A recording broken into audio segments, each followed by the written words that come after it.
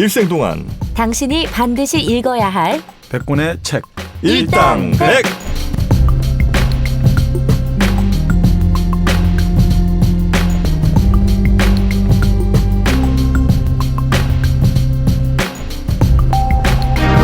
일생 동안 당신이 반드시 읽어야 될 100권의 책 일당백 23번째 시간이 돌아왔습니다. 시작도 하기 전에 이렇게 종이를 부시럭거리세요. 소리 다 들어갔잖아요. 아 구박 좀 그만해요 에어컨 정광님. 바람에 의해서 종이가 날아가니까 이건 불가항력. 예, 하여튼 반갑습니다. 저는 일당백의 정프로고요. 안녕하세요 정민현입니다. 네, 정박입니다. 예, 마른 똑같습니다. 우리 정민현님이 아파요. 감기 걸리니까 목소리가 더 좋다. 그렇죠. 어떻게 이 모드로 계속 갈까요? 아픈 모드로? 그러니까 이 목소리라는 게 참 신기한 것 같아요. 네. 뻑까?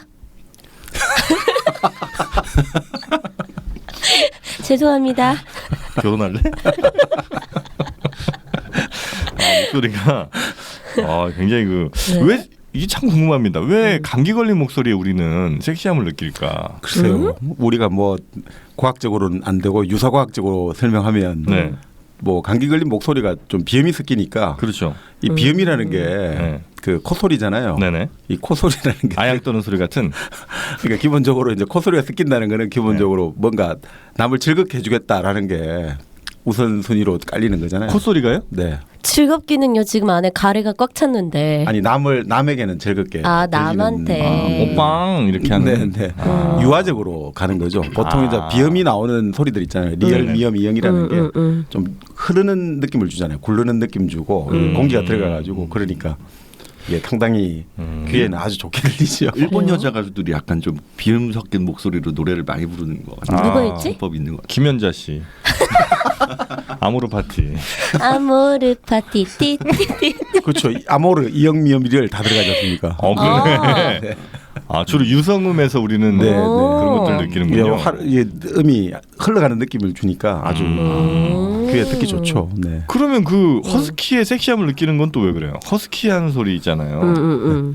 그거에 또 섹시함 느끼는 사람이 많거든요. 그거는 약간 좀 그 절정의 순간 그거랑 좀 관련이 있는 건가요? 아니 그 원래 허스키의 낮은 보이스는 여자분 중에 그 빌리 할리데이 같은 분들 아주 목소리 낮지 않습니까? 문준아 씨 있는데 굳이 거기까지 갑니까? 빌리 그 여자는 또 누구예요? I'm a fool to want you 그 노래. I'm a fool. 이거 몰라? 모르지. 난 광고도, 85년생이니까. 아니야. 이건 8년생과 상관없이 광고도 많이 나왔어요. 아 그래요? 들어보고 왔기때. 근데 뭐 낮은 목소리는 기본적으로 이게 저음은 신뢰감을 주지 않습니까? 우리가 본로에 엄마가 애에게 젖을 먹일 때라든지 또 사랑하는 사람과 포옹을 한다든지 할 때 옥시토신이라는 그 내내 분비 물질이 나오거든요. 호르몬하고 좀 다르고요. 네네. 호르몬 아니었어요? 네. 나 엄마 출신인데 호르몬이 아니구나. 신경 전달 물질이라고 네네. 하는데 그런 옥시토신이 분비되면서 이 신뢰감이라든지 이런 것들이 나오거든요. 그러니까 뭐 사랑하는 사람과 안고 있다든지 뭐 뭔가 그 사랑하는 느낌을 신뢰감을 가질 때 그런 게 나오는데 그 바로 어떤 저음의 어떤 목소리라는 게 기본적으로 신뢰감을 주니까 그렇게 좀 함께 내가 이렇게 폭 안겨 있는 느낌 이런 걸 주는군요. 네, 유사과학입니다. 이건 다 정통과학은 아니고. 네. 근데 이걸 뭐 제대로 설명한 사람이 없으니까 유사과학이라도 믿어야지 뭐. 우리가 그렇다면 그냥 그런 우리끼리 그런 걸로. 그렇죠. 샤머니즘의 사고방식이죠. 우리끼리 통하면 되니까. 네. 아니면 말고. 네. 자, 저희가 이제 그 일당백 지난 시간에 그 뭐였습니까? 미시마이 잠깐만. 지난 시간에 너무 비난해가지고. 아니 그 지난 시간에 일본이라 제가 또 일본이랑 안 친하잖아요. 왜 사람들은 되게 좋았다 그러던데. 얼마 전에 3.1절이었습니다. 아니 그래서 우리가 애국심이 없어. 본의 아니게 3.1절 특집을 하게 된 거죠. 그러니까 우리는 살려고 하고 일본은 죽으려고 하고 그래도 뭐 인간이 태어난 이상 살려고 하는 게 더 낫지 않겠습니까? 정박님 진짜 말 잘하셔. 그런 거. 되게 요리조리 잘 피해가. 이 정치를 하셔야 돼 사실 저런 분들은. 근데 이제 대가 좀 약하셔서 율무차 많이 드셔서 그런 거. 율무차랑 고사리를 그렇게 좋아하시더라고. 고사리도 정력감퇴예요? 네. 물론 이것도 유사과학입니다. 네. 자, 하여튼 그래서 저희가 이제 그 미지막이 듀오 우국 했는데 우국에 대한 좀 아쉬움들이 댓글을 통해 많이 좀 있더라고요. 네. 그러니까 뭐 일본 문학에 이거 말고도 굉장히 또 훌륭한 게 많은데 소새끼. 그렇죠. 그건 댓글에 안 써지더라고 이름이. 그러니까 그치, 그게- 그치. 소 땡땡 이렇게 생긴. 네네네. 나스메 소세키 같은 네. 경우는 뭐 사실상 일본 소설을 연 사람이라고 해도 과언이 아닌데 그 일본 네. 집회도 그 이름 얼굴이 올라갔는데 아 소새끼가요? 예, 그 정도로 이제 일본의 국민 소설가라고 인정을 받는데 그 소설가의 어떤 소설이 지금 거의 전집이 다 번역돼 있거든요. 네. 우리나라에도. 그걸 한번 나중에 다룰 기회가 있을 것 같습니다. 그건 정영진 씨가 반대할 것 같은데요. 아 소새끼 좋아해 나도. 일본 문학을 싫어하시니까. 아, 그건 나스메 소세키 소설은 근데 네. 재미있는 게 기본적으로 어떤 불륜 관계를 많이 다루고 있어요. 근데 불륜이라는 게 아주 육체적 불륜보다 네. 아주 그 마음과 마음이 이게 교류되면서 오히려 그게 더 나빠. 아니 근데 더 오히려 그 에로티시즘이 느껴지는 그런. 그쵸, 그쵸. 네, 그런 거죠. 아 저도 그런 걸 언제 한번 본 거 최근에. 꿈꿔봤어요? 아니 꿈꾼 게 아니라 최근에 봤다고. 책을. 어디서요? 그 누구 책이냐면 아 본인이 한 것 같은데 아니야. 책을 본 게 아니고. 하여튼 그런 것들을 일본 애들이 좋아하는군요. 그렇죠. 그러니까 이게 사실은 뭐 직접적인 어떤 성적인 어떤 표현이 직설적으로 나오는 게 아니고 네네. 그 뭔가 우리도 예전에 보면 드라마 같은데 보면 남녀가 키스할 때 꼭 화병의 꽃이 그 남녀의 어떤 가리고. 입술 장면을 가리고라든지 또 남녀의 정사 장면을 보면 꼭 기차가 터널에 들어간다든지 뭐 그런 거 나오잖아요. 예전에는 뭐 그런 거 많았잖아요. 네. 바다에 뭐 파도가 뭐 바위를 때려가지고 포말이 뭐 터지는 그런 모습들 이런 걸 많이 보여줬는데 그렇죠. 그런 게 사실 사람들 상상력을 또 자극해가지고 오히려 요즘은 왜 이런 문학의 죽은 시대가 됐느냐. 그 포르노 같은 게 너무 직설적으로 나오다 보니까 예전에는 너무 다 보여주지. 그렇죠. 예전에는 야한 소설이나 이걸 보면서 은근하게 사람들이 상상력을 키웠는데 그게 지금 사라지면서 애들의 좀 상상력이 고갈된 거 아니냐 이런 네. 이야기도 있더라고요.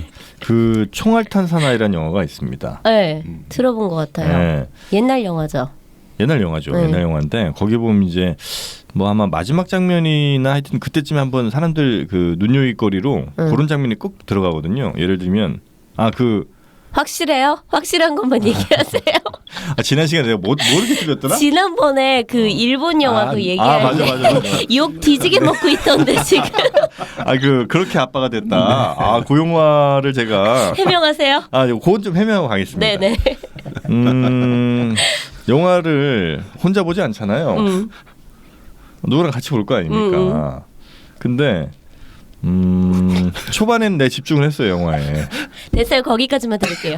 근데 뒤는 안 들어도 알 것 같아요. 네, 그래서 그 가정이 행복한 가정이었더라고 알고 보니까 가난한 집이 나도 뒤늦게 생각해 보니까 언뜻 장면들이 보니까 네. 맞다 참 그 집이 행복했지 뭐 이런 생각이 뒤늦게 죄송합니다 여러분. 아니 근데 총알탄 사나이랑 오스틴 파워즈라는 영화가 있어요. 유명한 영화. 네, 유명한 미국식 코미디. 진짜 미국식 코미디 아주 저열한.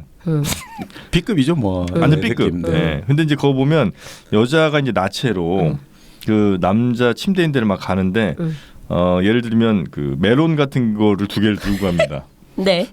그래서 나체인데 이제 보이진 않는 거예요. 네네. 네. 그리고 이제 메론을 그 위치에 들고 딱 가는 그 위치에 거예요. 들고. 그다음에 이제 그 남자 주인공은 그 주전자 있죠. 주전자를 딱 그 가운데 위치에 놓고 이렇게 쭉 따라줘요. 커피 같은 거를. 그렇게 이제 약간 우리의 상상력을 자극하는 그런 맛이 있었는데 그게 사라졌다는 거죠. 네. 그러니까 재밌다. 재밌다. 그러니까 사실은 진짜. 그 지금 포르노 이야기 나와서 그런 건데 네. 포르노라든지 극우 단체들의 주장이 비슷하다는 사람도 있거든요. 했던 이야기 똑같이 하고 너무 직설적으로 까발리고 뭐 포르노라는 것도 보여주는 게 누드하고 그 반복된 동작밖에 없지 않습니까? 근데 사실 재미있는 게 일본에 극우 잡지가 있는데 그 극우 잡지 구독자의 평균 연령이 70대거든요. 근데 그 70대는 계속 70대예요. 그러니까 죽어 나가도 또 새로 유입된 사람들이 계속 그 독자로 들어오고 그 나이쯤 되면 그걸 읽게 되는군요. 네. 그러니까 이게 계속해서 그런 사실 내용이 다 똑같거든요. 근데도 계속해서 이 그 잡지를 구독을 한다든지 사서 본다는 것은 결국 포르노를 보는 것하고 똑같지 않냐 이런 이야기도 있죠. 삐뽀삐뽀 119도 매년 애엄마들이 사요. 소아과. 그래서 애들은 맨날 태어나니까 한 1세에서 3세까지는 그 책을 또 다 봐. 그런 과정이 또 뭐 있군요. 그런 프로세스는 비슷하네요. 사람은 계속 바뀌지만 연령대는 늘 고정돼 있는. 그렇죠. 그러니까 결국 뭐 다 지금 비슷하네요. 자, 하여튼 뭐 지난 시간 저희 이런 진심 어린 사과를 충분히 이제 들으셨다고 생각을 하고요. 예, 오늘도 또 달려가야 되지 않겠습니까? 네.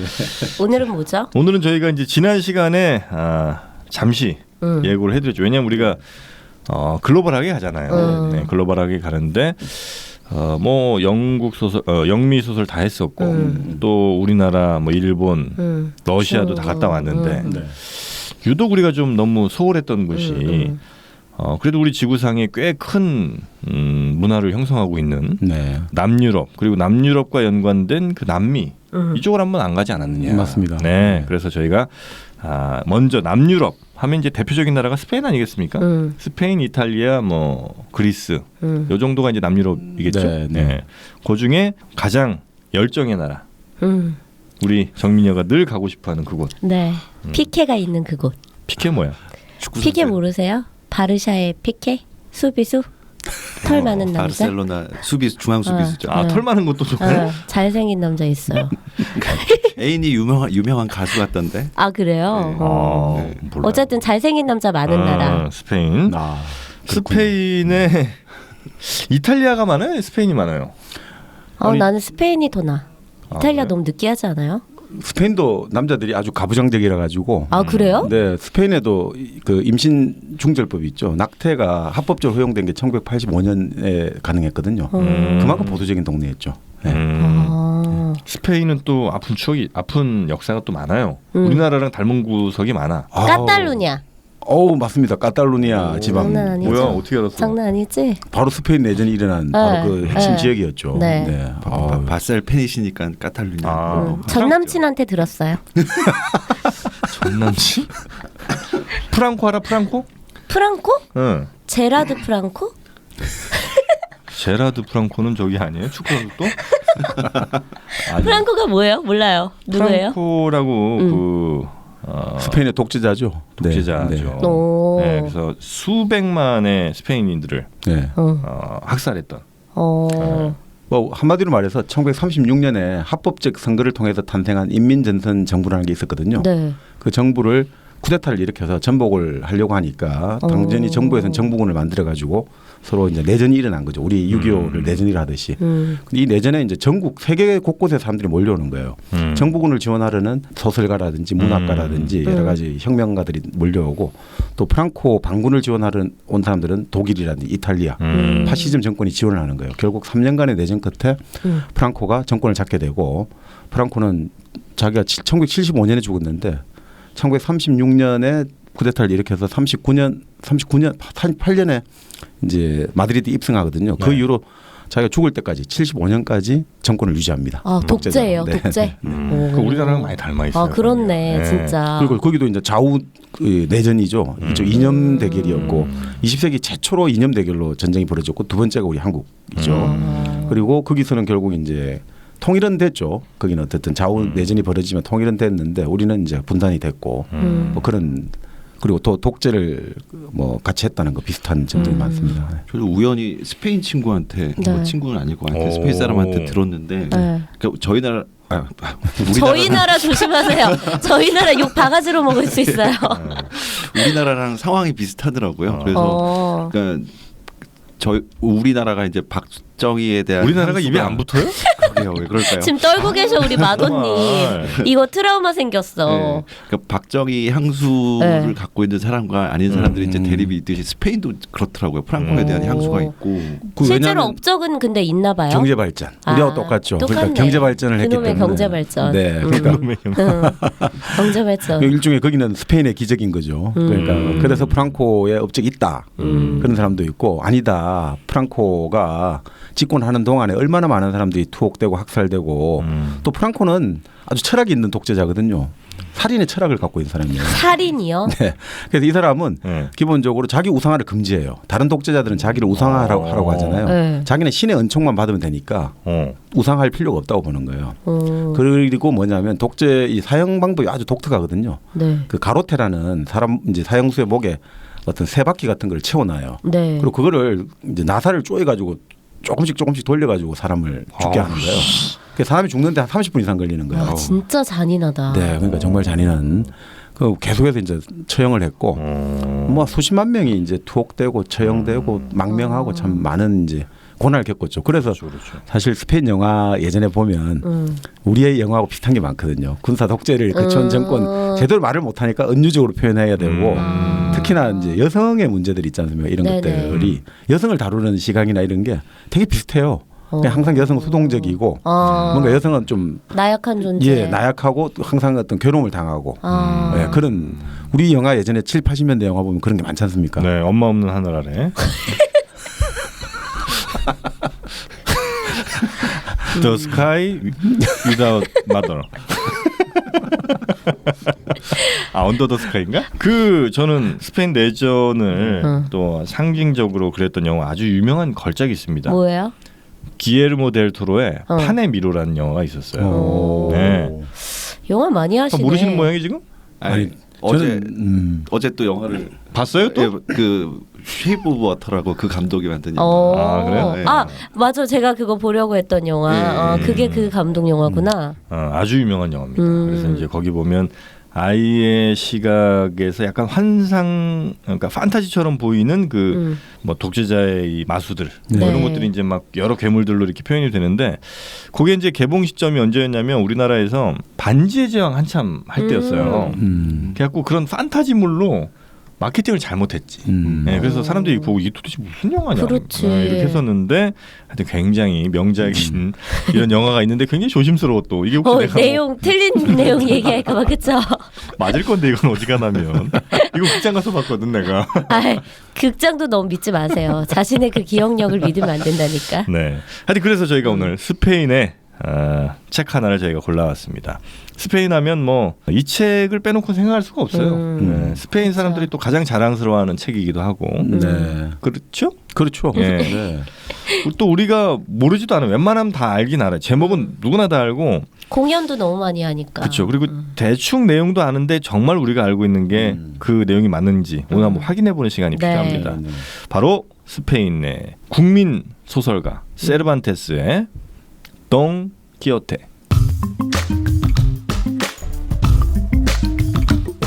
동 키호테.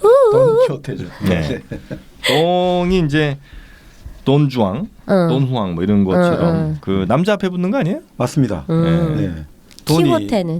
키호테는 이게 좀 재미있는데 네. 키호테가 어떤 뜻인지 한번 맞춰보십시오.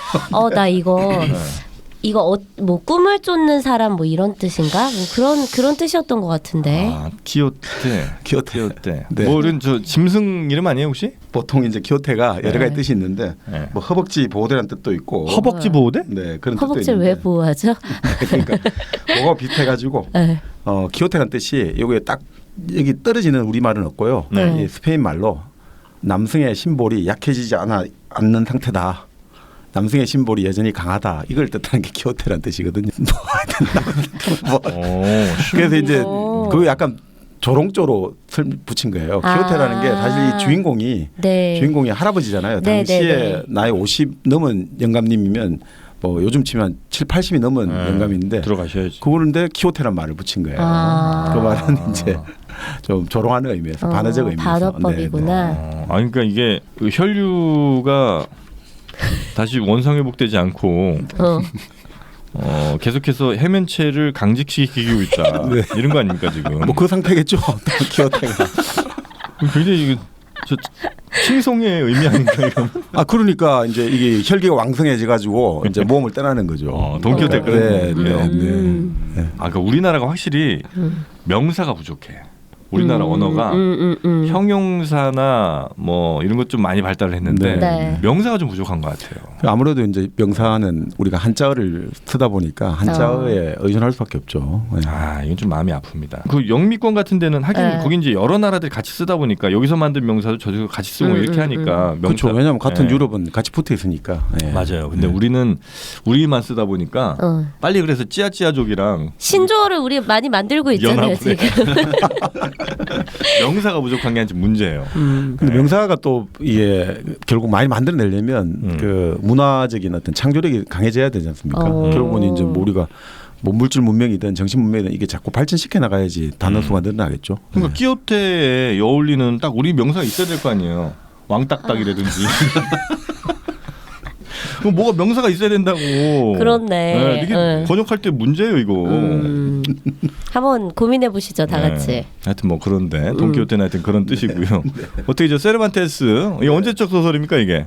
그래서 이걸 사실은 돈키호테를 뭐 사람마다 다르게 해석을 하는데 어떤 사람 평가를 이 세계 최초의 소설이다, 근대 소설이다. 세계 최초요? 네, 세계 최초의 근대 소설이다라고 말하는 사람도 있고. 네. 이게 이 양반이 저 누구야 그 영국의 섹스피어보다 아파요? 앞이에요? 셰익스피어하고 정신 차리세요. 셰익스피어보다는 좀 더 일찍 태어났고 죽은 거는 같은 해에 죽었죠. 그래서 2016년이 그 사망 400주년이에요. 서거 400주년. 그래서 셰익스피어, 영국에는 셰익스피어, 네. 스페인에는 세르반테스 400주년 행사를 거창하게 했죠. 그리고 세르반테스의 무덤이 사실 그 수도 밑에 묻혀 있었는데 그 관을 찾지를 못했거든요. 2015년에 발견된 거예요. 관이요? 네, 관이. 와, 네. 어디서 발견됐어요? 수도관 그 순영원이라고 해요. 수도원 지하에서. 스페인에서요? 네, 네. 그러니까 400년 만에 거의 400년 만에 발견된 거죠. 또 그 400주년을 1년 앞두고 발견됐습니다. 서 있어요? 관이 서 있냐는 얘기죠? 네, 그렇죠. 뭐가 서 있겠어요? 그만 좀 받아라. 어디까지 받으려고 그러니. 네, 어쨌든. 그렇죠.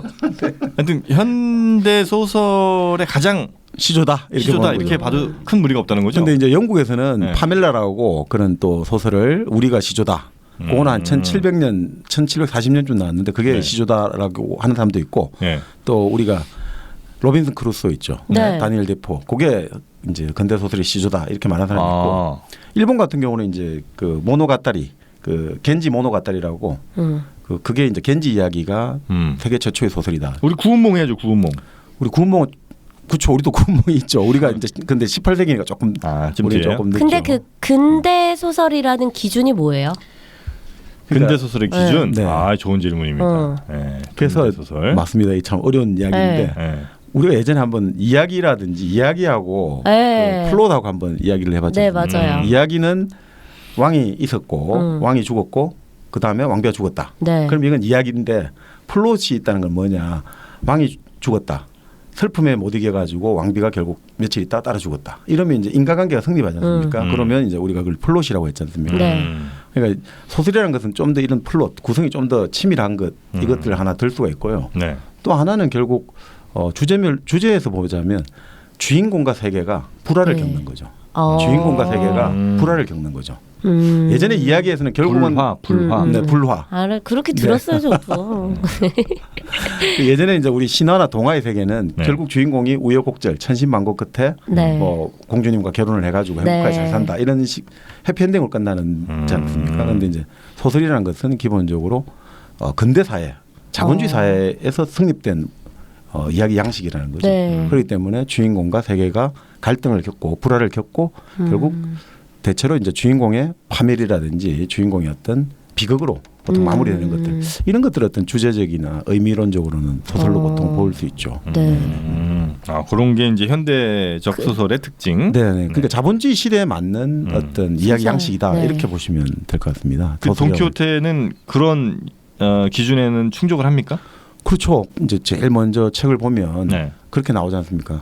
라만차 지방에 어떤 이달고라고 하거든요. 아주 하급 귀족인데 이달고인 거기 이름도 안 나와요. 사실은 처음에 거기 이름도 안 나와요. 뭐 본래 우리 소설의 주인공은 처음에 이름이 부여되지 않습니까? 근데 키아다라든지 케사다라든지 뭔가 이게 뭐라는 뭐 이런 식으로 나와요. 주인공 이름이 정확히 안 나오고 키아다라고도 불리고 케사다라고 불리고 뭐 이런 식으로 나와요. 그러니까 출처가 불분명한 거구나. 그러니까 이게 결국 뭐냐면 우리가 보통 이전에 소설 기사 소설 같은 경우는 자 주인공이 얼마나 고귀한 신분이고 혈통을 가지고 있는 집안에 태어나 이런 걸 하는데 여기는 의도적으로 비틀어 버리는 거죠. 의도적으로 패러디를 하고 전복을 시켜버리는 거죠. 그러니까 주인공이 잘 모른다 이거죠.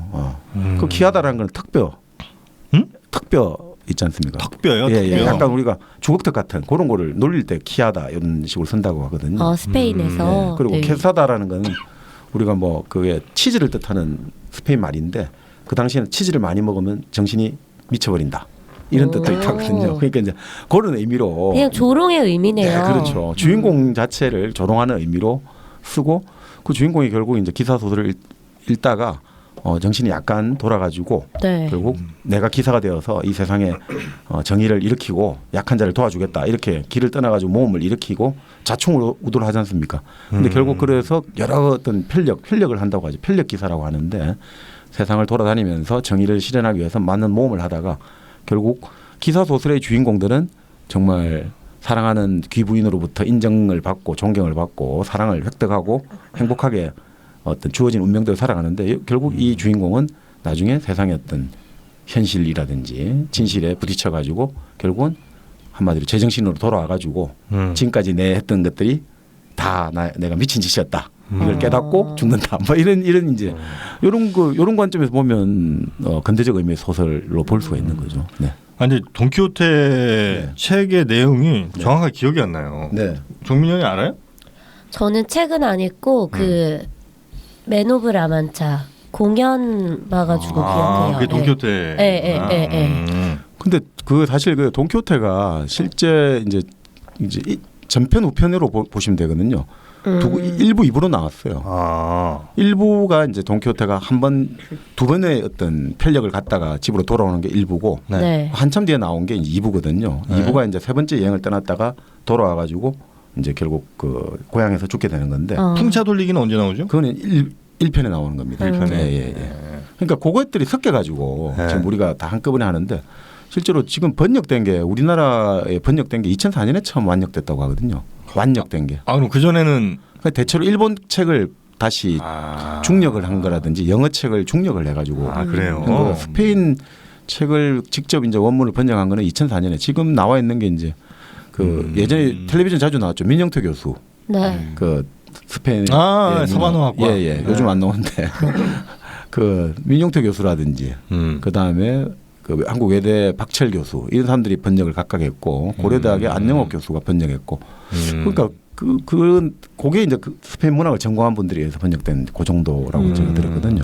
그러니까 이 스페인 문학에서 세르반테스가 세계 문학에서 세르반테스의 어떤 돈키호테가 차지한 위상에 비하면 우리나라의 소개는 아주 일찍 됐거든요. 그렇죠. 이게 1915년에 소개됐어요. 우리나라예요? 네. 그러니까 최남선, 육당 최남선이 소개를 한 거예요. 그러니까 돈키호테 뭐 이전 해가지고 이렇게 약간 이제 한국 우리가 이름을 번안해가지고 그렇게 소개는 일찍 했는데 이게 완역된 거는 그건 너무 양이 많으니까 두 개 합쳐가지고 1,500페이지 정도. 1,500페이지나 돼요? 네.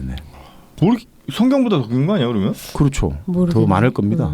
구약 신약 합친 것보다. 그렇게 길게 쓸만한 내용이 뭐 있었어요? 그 안에 봤는데? 액자 소설들이 많아요. 여러 가지 소설에 많이 있고 그 주인공들의 사연이라든지 이런 것들 많고 또 돈키호테 그 주인공이 우리가 보면 다 미친 걸로 나오잖아요. 근데 행동에 있어가지고 미친 걸로 좀 보이는데 실제로 이 돈키호테가 정말 여러 가지 자유라든지 유토피아라든지 정의라든지 법률 관련해가 정말 자기 이제 시종이라고 하죠. 자기 종자라고 하죠. 기사가 데리고 있는 종자. 그 에스콰이어죠. 우리가 말하는 에스콰이어가 종자죠. 그래요? 네, 시종이라고 하는데 그 종자 우리가 아는 산초 판사. 그 산초 판사가 이제 섬의 총독으로 이제 어떤 사람들이 좀 장난을 꾸며가지고 산초 판사를 총독으로 임명을 하는데 그 임명하는 산초 판사에게 산초 판사? 네, 그 이름입니다. 산초 판사가. 판사가 배불뚝이라는 뜻이에요. 산초도 좀 배가 불룩하다 뭐 이런 건데 그러니까 산초 판사가 한마디로 말해서 배불뚝이다. 예, 우리 치면 배불뚝이 김씨 이 정도로 생각하시면 될 것 같습니다. 그 산초 판사에게 그 이야기를 해주고 너가 이제 앞으로 총독으로 가가지고 재판 집행해야 되는데 이 재판 집행할 때 어떤 원칙을 가지고 집행할지 이걸 읽어보면 야 이건 뭐 현대 어떤 재판 대법원장보다 더 정말 정확하고 정말 예리하고 정말 공평한 그런 법 철학이 그냥 줄줄줄 나오거든요. 그래서 그런 정말 보석 같은 지혜와 철학과 이런 어떤 당시 사회에 대한 통렬한 비판이라든지 이런 게 다 녹아 있습니다. 그래서 정말 재미있는 이야기들이 많이 숨어 있습니다. 네. 근데 그 세르반테스는 그 뭐 하던 사람이에요? 원래 책을 쓰던 사람이야? 아니면 뭐? 그러니까 세르반테스가 사실은 좀 불행한 사람이죠. 왜요? 왜냐하면 자기 당대에서는 인정을 거의 못 받았거든요. 돈키호테로 별로 인기를 못 끌었어요? 돈키호테가 인기는 끌었는데 요즘으로 치면 시장에서는 반응이 좋은데 평론가들은 철저히 외면하는 그런 작품. 아, 약간 뭐 B급이라고 생각했나? 뭐 그렇죠. 그렇게 보시면 되죠. 한 1500페이지 썼으면 인정해야지. 아 페이지를 1500페이지를 썼는데 너무하네. 출신이 아니면은 그러니까 출신이 안 좋나? 네. 그럴 수도 있죠. 그러니까 사실은 이제 그 세르반테스 같은 경우가 이제 1547년에 태어나가지고 네. 1616년 그러니까 그 당시로 치면 장수를 했죠. 69세까지 살았으니까. 네. 셰익스피어하고 같은 날 같은 거의 하루 차이로 죽었거든요. 같이 죽었어요. 근데 셰익스피어는 참 영광을 누렸는데 네. 살아서도 아주 뭐 그쵸. 정말 호사스러운 생활을 했다는데 이 정말 셰익스피어의 생활은 평생 가도 이렇게 이 사람은 불행할 수만 불행의 연속. 세르반테스. 네, 세르반테스는 불행의 연속이라고 부르죠. 뭐 예를 들면 뭐 어떤 불행이 좀 있어요? 그러니까 세르반테스 같은 경우가 태어날 때 이제 그 아버지가 네. 외과 의사 겸 뭐 그걸 했대요. 외과 의사를 했는데 요즘 외과 의사로 생각하면 안 되고 그때는 이발사가 외과 의사를 같이 겸임하잖아요. 중인 정도? 그렇죠. 피를 그래요? 아 그럼 옛날 의사 형편없었어. 진짜. 피를 빼고 뭐 허준도 접골 이런 뭐. 거. 그렇죠. 그렇죠. 네. 그렇죠. 예전에는 이제 신문사에서는 요즘은 변호사라든지 의사가 좀 뭐 가장 돈을 잘 버는 직업이지만 예전 신문사에서는 변호사라든지 의사는 중인 계급 그냥 실무적인 하급 이제 실무자들이죠.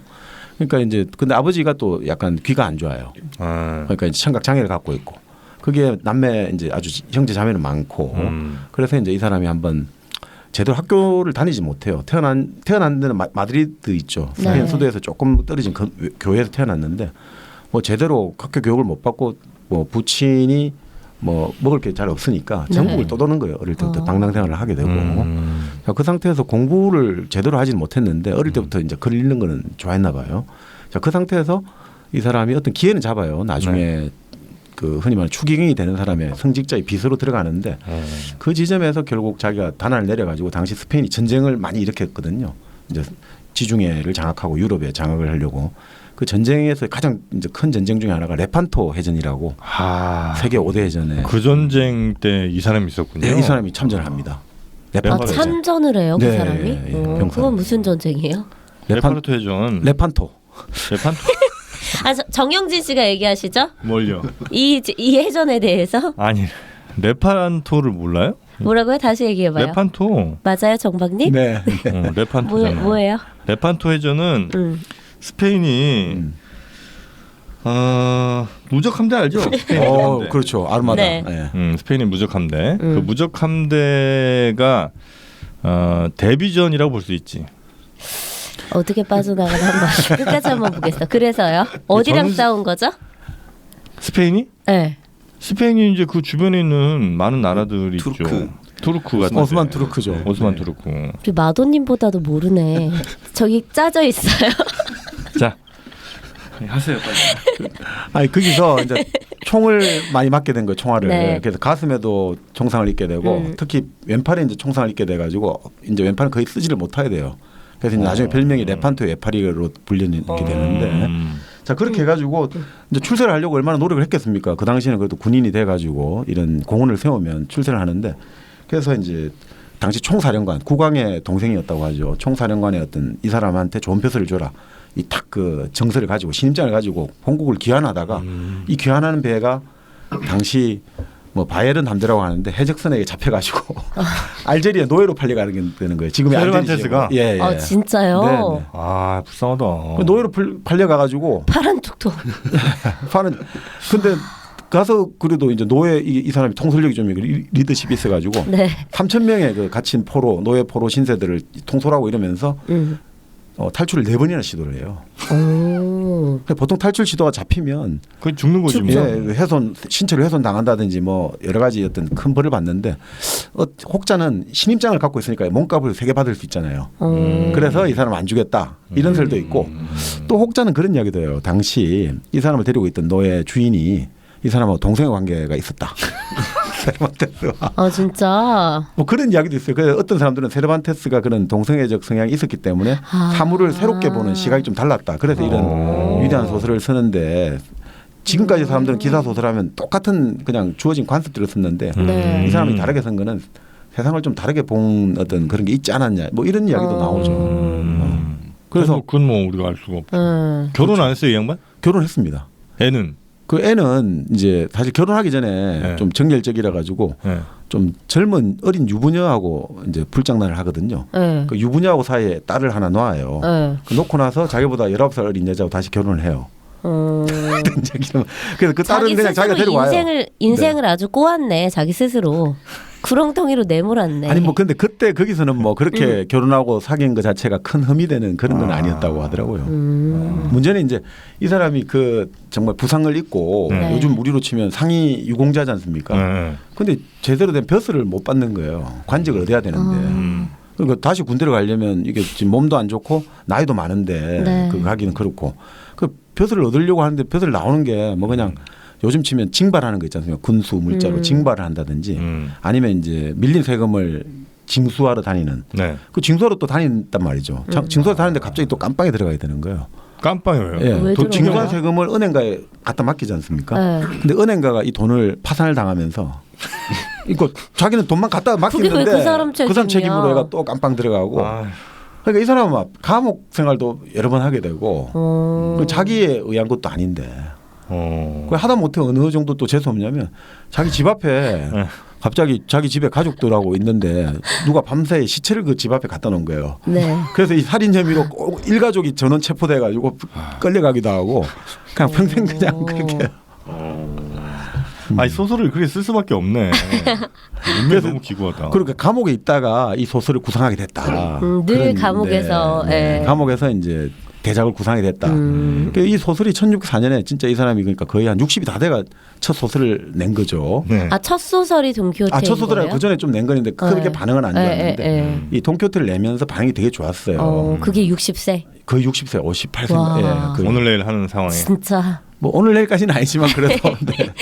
그랬는데 이게 반응도 좋고 하는데 문제는 아까 말한 당시에 그 주류 문학계 네. 이런 사람들 철저하게 무시하는 거죠. 정통 기사 소설의 어떤 걸 완전히 다 짓밟고 있고 너무 좀 천박하고 뭐 여러 가지 저건 문학이 네. 아니다. 그런 식으로 됐다가 또 근데 인기는 있으니까 뭐 외국에도 번역은 많이 돼요 판본이. 네. 근데 문제는 이 사람이 그 당시 출판 계약을 제대로 못했는지 아니 매절 계약 통째로 이거 했는지 뭐 책은 팔렸다는데 그렇게 돈은 못 가지는 거예요 손에. 자, 그 상태에서 자기가 다른 걸 준비하고 있는 다른 뭔가를 하고 있으려고 하는데 위작이 나온 거예요. 다른 사람이 자기가 돈키호테 속편을 쓰고 뭐 이런 식으로 내는 거예요. 진짜요? 그러니까 이게 열이 얼마나 받겠습니까? 그래서 부랴부랴 자기가 돈키호테 2부를 쓰는 거죠. 죽기 1년 전에 이제 써서 다시 출판하는 거죠. 아, 그게 이부란 말씀이구나. 네. 그렇게 내고 했는데 네. 이 사람이 죽으면서 그냥 다 사라지는 거예요. 모든 것들이. 다 사라져가지고 네. 1616년에 죽고 나서 뭐 그냥 다 묻혔는데 묻혔다는 게 뭐가 묻혔? 망각으로 다 아무도 알아주지 않으니까 그 잠시 반짝 이제 팔리다가 그냥 끝나버렸거든요. 그런데 이게 다시 언제 빛을 보느냐? 네. 18세기 들어와가지고 그러니까 한 3, 40년 지나서 영국에서 재조명이 이루어지면서 갑자기 막 붐이 일어나기 시작하고 특히 이제 자본주의 사회 이제 본교가 되면서 이게 정말 모든 어떤 소설의 원형이라는 게 여기 다 들어있다. 그리고 지금까지 이제 그 소설에 대한 이제 칭송이라는 게 이제 계속해서 이어지고 있는 거죠. 그래서 어떤 정도냐면 이 소설을 가지고 뭐 돈키호테야말로 돈키호테 이후의 모든 소설, 그러니까 돈키호테 이어진 이후의 모든 소설들은 돈키호테를 다시 쓴 것이나 그 일부를 쓴 것이다. 이런 이야기까지 말하는 사람도 있죠. 많이 들어본 얘기인데 이거. 이런 얘기는 그 전에도 많이 플라톤 이후의 모든 플라톤 철학이 각주다익이다. 뭐 그 노벨 그 할리먼 쪽에서 노르웨이 할리먼입니까? 이쪽에서 전 세계 50여 개국 작가들에게 책에 대해서 한번 조사를 해보니까 설문 조사를 하니까 돈키호테가 모든 작가들이 인정하는 최고의 작품. 그래요? 진짜요? 하고. 이름도 달라지잖아요, 정영진 씨. 좀 달라지지. 아니 권위 있는 거 되게 좋아하니까. 할리몬에서 인정한 거면. 그리고 그 우리 유명한 그 그리스인 조르바라는 그 히라빈 조르바 쓴 니코스 카잔차키스라는 카잔차키스. 네, 그 사람은 이렇게 그 히라빈 조르바 앞에 이 책을 그 돈키호테에 나오는 산초 판사에게 헌정한다. 이렇게 나오죠. 조르바에 그렇게 써놨어요? 네, 서문에 헌정한다고 돼. 이걸 확인해 봐야 되지만, 아니 그렇게 돼 겁니다. 왜냐하면 그 조르바 그 히라빈 조르바 자체가 바로 그 내용들이잖아요. 삶을 긍정하고 그러네요. 이 해학과 유머를 가지고 이 세상을 맞서면서 전혀 뭐 닮은 구석이 좀 있네. 그렇죠. 그러니까 이 모든 것들이 그러니까 서양 어떤 소설의 저수지다. 여기서부터 뭐 그 돈키호테라는 저수지에서 모든 게 발원한다. 이 정도로 이제 돈키호테는 사후에 완전히 지금 그 정말 뭐 국민 소설이 되고 국민 문학이 되고 그러니까 뭐 새로 그 스페인의 어떤 지성들 이런 사람들은 이 돈키호테를 통해서 우리가 우리 스페인의 어떤 정체성을 찾자. 뭐 이런 이야기가 나올 정도니까요. 그러니까 이 대참 사실은 뭐 살아생전에는 또 조금 더 거의 평가를 못 받았다가 그것도 죽고 나서 그것도 한참 있다가 몇백 년 뒤에는 이제 최고의 어떤 인정을 받게 된 게 바로 세르반테스고 바로 돈키호테죠. 네. 야, 이거 뭐 세르반테스 이 양반이 좀 드라마가 있네요, 삶이. 그렇네.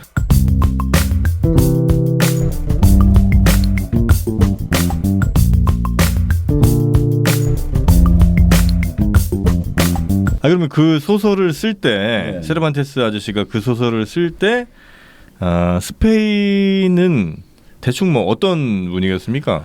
스페인이 당시 네. 그 세르반테스는 정말 재미있는 게 스페인의 영광과 붕괴, 소멸, 쇠퇴 시대를 다 동시에 경험한 사람이거든요. 이게 참 이게 특이한 거죠. 그러니까 스페인이 한참 전 세계로 막 뻗쳐나갈 때 그렇죠. 아까 말한 레판토 무적한데. 해전도 그렇죠. 참전했는데 네. 또 결국 이제 세르반테스가 이제 사망할 때쯤 되면 예. 결국 스페인이 서서히 이제 영국과 네덜란드 주도권을 내주면서 이제 침몰해가는 그 시기였죠. 그러니까 참 이게 그 레판토 해전에 참전했지만 네. 결국 1588년에 영국과 무적 함대가 완전히 대참패를 당하지 않습니까? 네네. 그게 1588년이거든요. 그러니까 그 시기를 다 겪은 거죠, 사실은. 네. 그러면 세르반테스가 젊었을 때는 굉장히 그 스페인 자체가 좀 부도 많이 쌓여 있었고, 네네. 그러다가 이제 조금 연세 좀 되셨을 때는 좀 뒷방 신세로 밀려나는. 뭐 그러니까 이렇게 보시면 되죠. 우리가 제일 이제 스페인 하면 우리가 많이 또 미국과 관련해서 떠오르는 게 아메리카의 발견이지 않습니까? 콜럼부스. 네. 그러니까 콜럼부스를 후원한 사람이 바로 스페인의 이사벨라 여왕이지 않습니까? 그러니까 근데 그 당시 1492년인데 네. 이 1492년에 사실은 스페인은 스페인 전국토를 통일하게 되거든요. 일종의 그걸 레콘키스트라고 불러요. 레콘키스타, 리컨퀘스트, 다시 재정복을 했다. 컨퀘스트. 예, 그 전에는 750년간 그 아랍 무어인들의 지배를 받고 있었거든요. 우리가 아람브라 궁전의 추억 이런 거 아시죠? 그 그라나다. 모르잖아. 그 아람브라 궁전 지금, 추억. 예. 지금 감기약 때문에 정신 없으니까 말 걸지 말아요. 취해 있어요. 네. 그래서요, 정방님. 그렇죠, 타레가. 눈도 이제 감기입니다. 네. 바로 거기 그러니까 스페인을 그래서 그게 스페인의 여러 문화의 영향이 좀 많이 있는데 원래 스페인에는 그 유태인들이 기원전 이제 130 몇 년도입니까? 기원전이요? 기원전이 아니죠. 기원 후 AD 135년경인가 이제 완전히 전 세계 유태인들 이제 흔히 말하는 그 디아스포라 이산을 이루어져 가지고 유태인들이 스페인 쪽에 많이 이제 와서 살게 돼요. 쫓겨서. 네. 그 살게 된 유태인들이 일단 있고 유태교도 같이 들어왔겠죠. 그 다음에 또 말씀 그대로 사라산 제국들 이슬람 세력이 강성해지면서 결국 코르도바로 해가지고 결국 스페인을 지배하게 되지 않습니까? 로마가 또 한번 가지 않습니까 거기? 예, 그렇죠. 로마는 그 전이죠. 그 전에. 네, 전이고. 그러니까 결국 그런 어떤 문화에다가 이 결국 가톨릭 문화들이 그 750년간 계속 진짜 전쟁을 엄청 많이 벌이는 거죠. 스페인 안에서. 그렇죠. 그런데 결국 1492년 바로 그 정복하고 맞물려져 가지고 그때 이제 결국 리콘키스트가 완성이 되는 거예요. 그래서 당시 스페인 사람들 입장에서는 이제 새로운 종교의 어떤 열망. 이미 기사도 그 십자군 전쟁은 다 깨졌지 않습니까? 십자군 전쟁 11세기부터 시작해서 이미 다 깨졌는데 스페인은 유독 괜찮은 거예요. 1400 오히려 15세기에 이미 다시 스페인에서는 역시 하나님이 우리를 지켜준다. 이런 것들이 돼가지고 결국 우리가 이교도를 다 몰아냈다. 이런 어떤 문화가 되면서 이때부터 이제 스페인이 흔히 말하는 콜럼부스를 대응해가지고 결국 저 신대륙을 개척하지 않습니까? 콜럼부스 타고 간 배 이름도 그 산타 마리아호. 그렇네. 성모 마리아지 않습니까? 세인트 마리아, 메리. 예. 바로 그는 참 엄청 종교적인 열정도 있는 거예요. 그러니까 죽음을 두려워하지 않는 거죠. 종교적 열정과 함께 신대륙을 가겠다. 새로운 항로를 개척해야 된다. 그러니까 이 사람들이 이 정열을 가지고 진출을 하는 거예요. 그런데 이게 잘 가는 건 좋은데 그래서 그 아메리카 대륙 가서 엄청나게 많은 그 원주민들을 학살해 가지고 그 불을 끌어오지 않습니까? 근데 문제는 그 불을 가지고 산업을 만들어야 되는데 이 불을 가지고 한 게 뭐냐면 아까 말씀드린 대로 종교적 정열이 너무 컸지 않습니까? 그 대표적인 게 카를로스 1세 같은 사람이 이 사람은 1516년부터 1556년까지 제의를 했는데 이 사람은 정말 독실한 그 가톨릭을 믿은 독실한 신자. 성당 짓고 그랬구만요. 성당을 지으면 괜찮은데 성당보다 전쟁을 하는 거죠. 하나님의 전쟁이요? 전쟁. 이교도를 이 세상에서 없애버리겠다. 그러니까 결국 오스만 투르크라든지 여러 가지 계속 전쟁을 하게 되고 그러니까 이 돈을 가지고 계속 전쟁에 퍼붓게 되니까 남아 있지는 않게 되고 또 뭐 나름 또 스페인의 어떤 귀족들은 이 돈을 가지고 또 하나님에 대한 열정으로 수도원 이런 데 기부를 많이 하다 보니까 또 이 돈들이 자꾸 종교에 몰려가게 되면서 제대로 산업에 이게 안 돼요. 그러니까 사람들 살기는 어려워지고 종교만 이게 강해지게 되는 거예요. 그 상태에서 이제 세르반테스가 이 소설을 쓸 때 이 당시 유럽에서는 이제 새로운 르네상스 해가지고 근대성, 이성이 눈뜨기 시작하는데 여기는 계속 종교 재판이 열리는 거예요. 그 스페인에서 종교 재판소가 사라진 게 19세기 1820년이 되어서야 사라져요. 계속 마녀 사냥식으로 재판 걸고 하는 거예요. 그 정도로 이 종교적 분위기가 강해가지고 이때 다 유태인들 쫓아내버리는 거예요. 우리가 순수한 피를 가져야 된다 해가지고. 근데 유태인들이 당시 거기 스페인 사회에서도 똑똑한 직업들 있지 않습니까? 우리가 말하는 상업, 뭐 금융, 변호사 이런 실무를 해줘야 되는 걸 다 유태인들이 하고 있었는데 쫓아내버리는 거예요. 그래서 그 사람들이 가서 네덜란드 쪽을 가서 결국 그 네덜란드 잘 살게 된 거예요. 나중에. 그리고 네덜란드 있는 사람들이 그 영국하고 타협을 해가지고 최초로 지금 영란은행, 잉글랜드 영란은행을 만든 게 바로 네덜란드 유태인들이 가서 만든 거예요. 그러니까 이게 스페인이 결국 자기 복을 자기가 다 그도 찬 거예요. 자 그러다 보니까 이 사람들이 순수한 피만 좋아하고 이런 거 좋아하니까 당시 스페인에서 유태인 다 쫓아내니까 누구를 참모로 등용하겠습니까? 가장 순수한 사람들, 교육을 못 받은 시골 농부, 흔히 말하는 시골 귀족들 이런 사람들이 등용되니까 이 사람들이 아는 게 아무것도 없잖아요. 그렇죠. 그러니까 엉망진창되는 거겠죠.